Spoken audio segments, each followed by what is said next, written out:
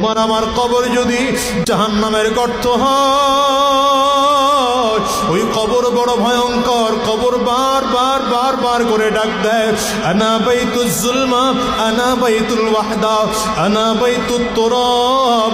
আমি বড় একাকীর ঘর, আমি বড় অন্ধকার ঘর। আমার কাছে সাথীও নাই, বাতিও নাই, দুনিয়ার কোনো কিছুই নাই। আমি শুধু চিনি আমল। যদি ভালো আমল করে আসতে পারো, ভালো আচরণ করব।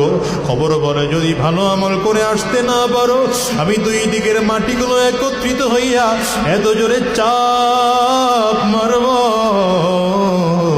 একটা পাজরের হাটটি কিন্তু আর একটা পাজরায় নিয়ে পৌঁছাইয়ে দেব। এর দুনিয়ার মানুষেরা অনুরোধ করে গেলাম, কবর কিন্তু বড় ভয়ঙ্কর জায়গা। ওই কবর নিরাপদ করার জন্যে এখন থেকে আমল বানায়া মালিকের দরবারে যাওয়া লাগবে। তওবা করে যদি গুনাহ করে থাকো, তওবা করে গুনাহ মাফ করাইয়া রব্বে করিমের পাক্কা সাচ্চা গোলাম হয়ে মালিকের কাছে যাওয়া লাগবে। দুনিয়ার ক্ষমতার লোভ ছেড়ে দাও, সম্পদের লোভ ছেড়ে দাও, টাকা পয়সার লোভ ছেড়ে দিয়ে আমার মালিকের গোলাম হওয়ার জন্য প্রস্তুত হয়ে যাও। শায়েখে চরমনায়ের মতো আল্লাহ ওয়ালা মানুষকে কাছে পেয়েছ।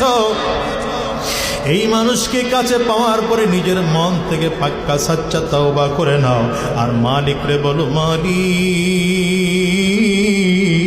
দুনিয়ার জিন্দিগিতে কতদিন বাঁচবো জানি না, হায়াতের জিন্দিগি আর কতদিন বাঁচবো আর জানি না। মালিক যতদিন এই জমিনের মধ্যে বেঁচে থাকবো, আজকের থেকে ওয়াদা করে গেলাম আর হারাম রাস্তায় চলবো না, শয়তানের রাস্তায় চলবো না, আর বদমাশি রাস্তায় কদম বাড়াবো না।